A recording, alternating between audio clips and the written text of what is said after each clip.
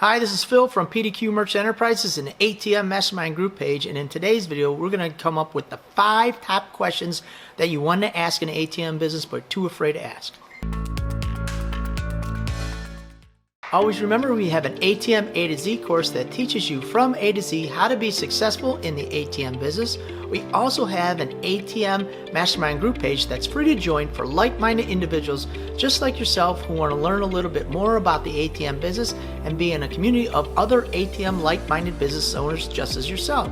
We also have the ATM A to Z book that teaches you from A to Z how to be successful in the ATM business. I took over 20 years of experience and I put it into this little sleek book. Always remember to like and subscribe to our YouTube channel, and don't be afraid to comment down below any and all your questions. We answer them on a regular basis. So without further ado, the top 5 questions that you were too afraid to ask in the ATM business. Question number 1, I get this all the time. Phil, is the ATM business going away? So my answer is no. The ATM business is not going away. There's multiple reasons why it's not going away. Here's a few. People from other countries come into this country and they only deal in cash. So if they get a job, when they get a job, they don't usually open up a bank account. What they do is they get their money direct deposited into basically like a credit card or a debit card. Now the only way to get that type of card and get the cash off the card is to go to an ATM. Now they want to take some of that money that they worked so hard and they want to ship it back to their country of origin. Maybe they got some family members they're trying to help out. So the only way to do that is get cash. So they get paid on this card, like a prepaid card, and then what happens is the only way to get that money out is to put it into ATM, and then they can take that money and send it back home. There's also a bunch of urban communities where we call it a bank desert. So there isn't a big bank like a Chase or a US Bank or Wells Fargo. There isn't those in those communities. Those banks have pulled out. So the only way that anybody in those communities can get any kind of cash is to visit an ATM. All right? Also, if you file bankruptcy, you have some challenges, you have bad credit, you have to deal in cash until you can build up your reserves, and then you can get your credit back up and you can start going back on the credit rails. So the only way to do that is to deal in cash. You need an ATM, and ATMs are viable. Also, the ATM business is changing a little bit. We're coming out with what they call next generation. It will be like a mobile app for your phone. So the ATM will be like a smartphone. And then when technology and new value-added services come onto the ATM, we're going to put them on just like an app. So in essence, we're going to dumb down the ATM, and then we're going to add value by putting in apps that will help create buzz and help create traffic and revenue for you guys who are in the ATM business. So that's all the future.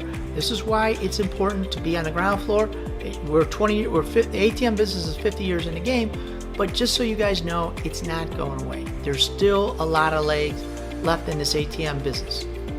Number 2, Phil, I got cash in the ATM business. I don't understand how to do my bookkeeping.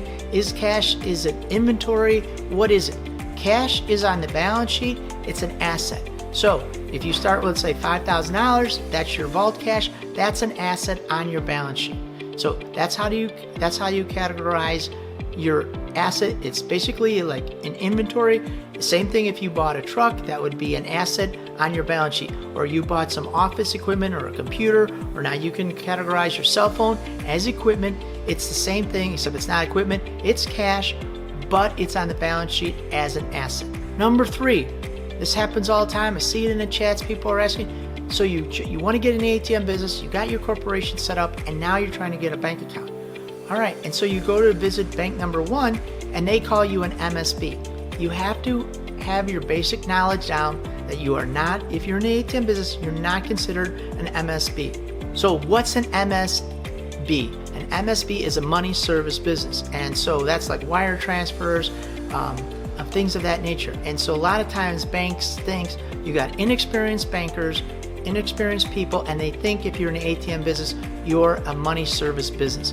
You are not. It's categorized different, and so it doesn't have the same scrutiny as an MSB. So when you sit down and somebody tells you you're an MSB, if it was me, I would research that and I would get the definition so you can explain to that person you are not an MSB. Sometimes you might have to take it to the next level. Maybe the customer service person isn't the right person. You might have to take it to a branch manager or assistant manager. They should be more familiar with what you want to do, but sometimes they're not. Nobody at the branch is.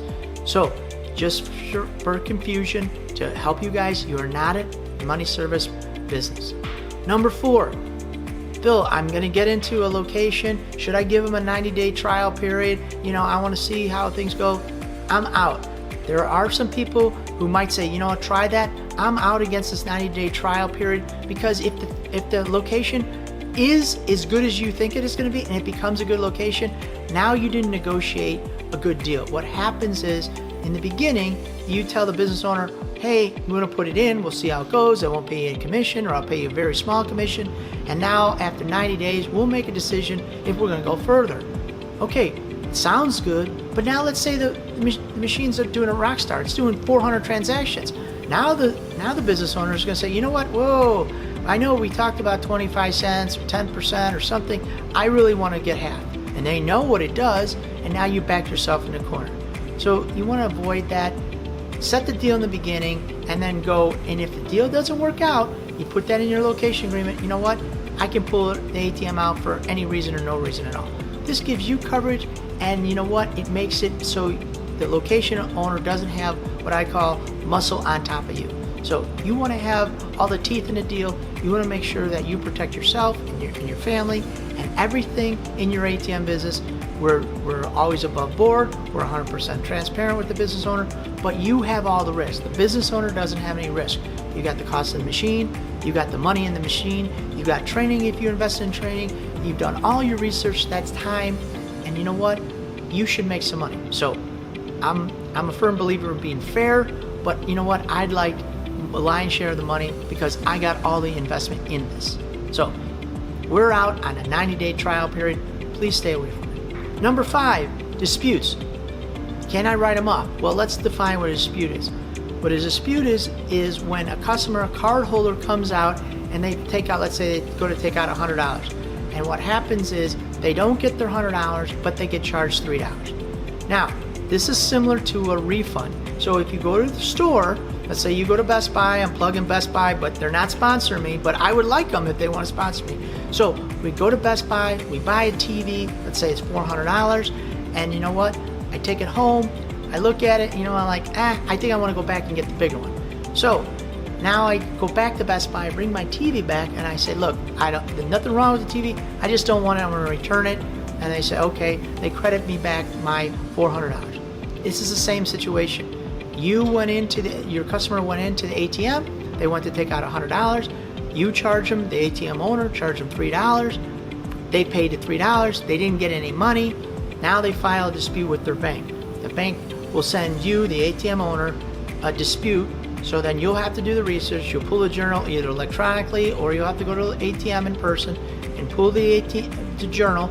Now you get the journal and you realize, you know what, the customer didn't get their money. It says that there was a communication error, there was some kind of error, they didn't get their $100, well I did charge them $3, so what'll happen is you'll refund the $100 that you claim that they got, which they didn't get, and the $3. So they will be refunded $103. Now, you can't deduct that because you never made the money.